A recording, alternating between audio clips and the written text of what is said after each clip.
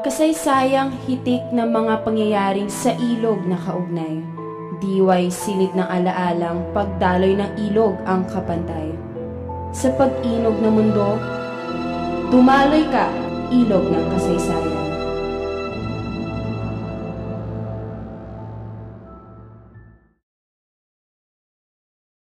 Hindi po ba? At mga kailog, yan po, no, ang abangan ninyo sa susunod na linggo dahil ang tatalakayin po natin ay yung proper waste disposal at kung paano ang isang komunidad ay pwede magtulong-tulong para maging maayos ito. Yan, bantayan po ninyo. Next week po yan. At yung mga nakarinig kay Noel Cabangon, maririnig pa po ninyo ang mas marami niyang awitin kung kayo makikinig po sa May 30 dahil siya naman ang guest natin, di ba, Mer? Yeah, tsaka gusto ko ring banggitin yung pioneering efforts ng Sagip Pasig Movement, yung tinatawag nating community-based, ano, na solid waste management. Ito yung core program ng yung CBWM natin. At sa waste management program to, tinutulak natin na ang mga LGUs talaga ay mag-provide ng una yung MRF, dapat lahat ng barangay meron, yung tinatawag nating material recovery facility. Kasi ayon sa batas, yung mga recyclables tsaka yung organic waste, dapat yun lokal na rin nating na-manage, At ang MRF daw na walang organic processing, junk siya pang itsura. Kaya kailangan kumpleto yon. Meron tayong nabubulok, hindi nabubulok, na pinangangasiwaan sa ating mga pasilidad, sa mga lokal na barangay. At yun ang dapat nating pagsumikapan para at least kakayanin natin na mag-zero waste. Para hindi na natin kailangan ng landfill. Okay. Tatanungin ko po kayo, Dr. Tudaw, sino ba ang dapat nagbibigay ng insentibo sa mga komunidad para magkaroon talaga ng zero waste sa kanilang mga komunidad? Ang DENR ba? O ang local governments? Sasagutin po ninyo yan pagkaraan ng ilang paalaala dahil ang oras na po natin ngayon ay ganap ng 15 minuto bago mag-2 ng hapon. Kayo nakikinig pa rin po sa DZUP 1602, isang kasapi ng KBP, ang kapisanan ng mga broadcaster ng Pilipinas. Sa DZUP 1602, kasali ka! At dahil nga sa tagumpay ng DZUP Sugod Kolehiyo, muli na nating inilunsad ang DZUP Summer Sugod Special. Ngayong hapon, may maswerte tayong kasali na naispata ng ating sugod team na nakikinig sa DZUP 1602. Dahil dyan, may limited edition DZUP mug kaming pinamimigay bilang pasasalamat. Okay, kilalanin natin ang ating mga lucky winners. Sila ay sinas Pio Cabrera at Baby Cabrera ng Cruz na Ligas. Hello! Hi! Pio, kumusta? O, salamat sa pakikinig sa DZUP, ha? O, nagustuhan mo ba ang ating tinatalakay ngayon, Pio? Si Baby ba asawa mo o anak mo, babe? Pio? Si Baby ba anak mo o asawa mo? Kayong maswerte ngayong nakikinig dito sa DZUP. At anyayahin mo naman ang mga taga-Cruz na Ligas na patuloy kayo makinig dito sa DZUP 1602. Baka sa susunod na dalaw natin, baka t-shirt at saka iba pang mga pinamimigay ng DZUP ang inyong tatanggapin. O sige, bati ka na sa mga taga-Cruz na Ligas.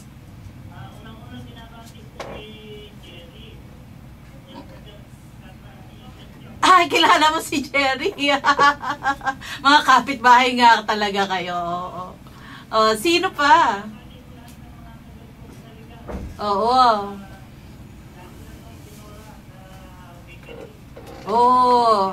Ay siya, may libre ka ng pandesal. Pio. Talagang ganun yun. Sige, maraming salamat sa iyo, Pio. Sila po ang nanalo at binigyan ng mug ng ating sugod team. Salamat po.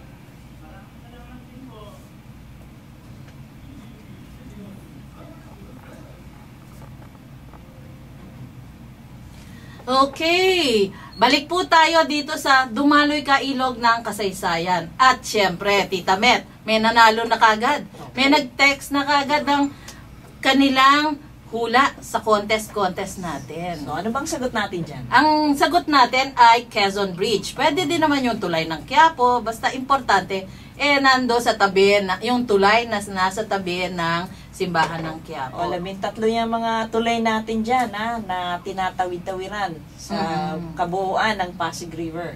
Isa pa lang ito. No, ang Quezon Bridge, may panalo na tayo. Okay. Sa uluin nyo yun. Opo.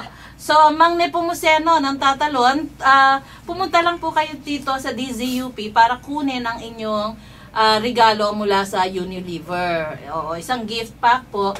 At anytime po, pwede nyo po makausap si Tess at doon nyo na lang po kunin ang inyong regalo. Ayan. So, magbabalik po tayo doon sa nabitin natin tanong dito sa kay Dr. Junto daw, ano? Ang tanong po yata natin kanina ay, sino po ba dapat nagbibigay ng insentibo para medyo ma-encourage naman yung ating mga komunidad na mag-zero waste sa kanilang mga komunidad? DNR po ba o ang local government? Ang ating award system, napakahalaga yan sa lahat ng mga programa ng gobyerno.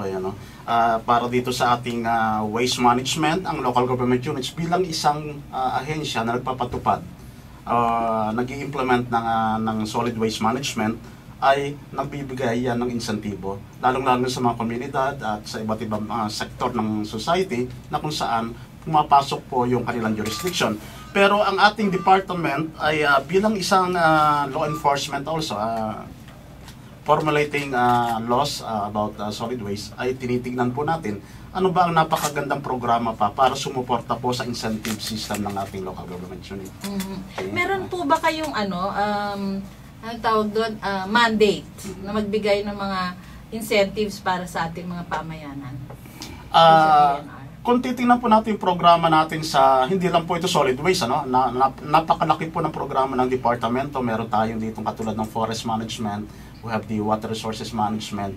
Nagbibigay din po kami ng incentive, yung tinatawag nating mga market-based instrument din na tumutulong sa pagbibigay ng insentibo sa ating mga mamamayan na sumusunod sa batas. Lalong-lalo na ito yung tinatawag nating pagbibigay ng recognition sa ating mga mamamayan o sector ng society na tumutulong sa pagpapatupad ng ating mga batas. At etong dito lang sa atin, meron tayong mga pamayanan na nakatanggap na rin ng mga insentibo mula sa Quezon City. Etong si Mayor Belmonte noon at ngayon naman ay si Mayor Herbert, pinagpapatuloy niya. Kapag nagre-reduce po yung hakot ng basura, yun ang natitipid ninyo sa halaga ng hakot, ibinabalik sa pamamagitan ng livelihood project. So, pwede ninyong pagpursigihan na ma-reduce, at ma-recycle yung iba pa nating mga sinatawag natin dyan, hindi basura, discard, para ma-recycle. At hindi na rin uso yung cradle to grave daw. Cradle to cradle ngayon, hanggat pwede mo pakinabangan, gamit pa tayo ng gamit, So, recycling. May ganung mga insentibo ngayon. Incidentally, nandito na si Raymond ng Salina Bayan. Okay. At sinasabi niya, Met, ang ganda daw ng boses mo. Bagay na bagay sa radyo. Nag-uumpisa ang aking bagong career. Diba? May bagong career. At sa dinami-dami ng career ni Met, isa-isa naglalabasan yan. At Raymond, hindi mo lang napansin kanina, siya ay isa na ring artista sa drama. Diba? Lola ko kanina.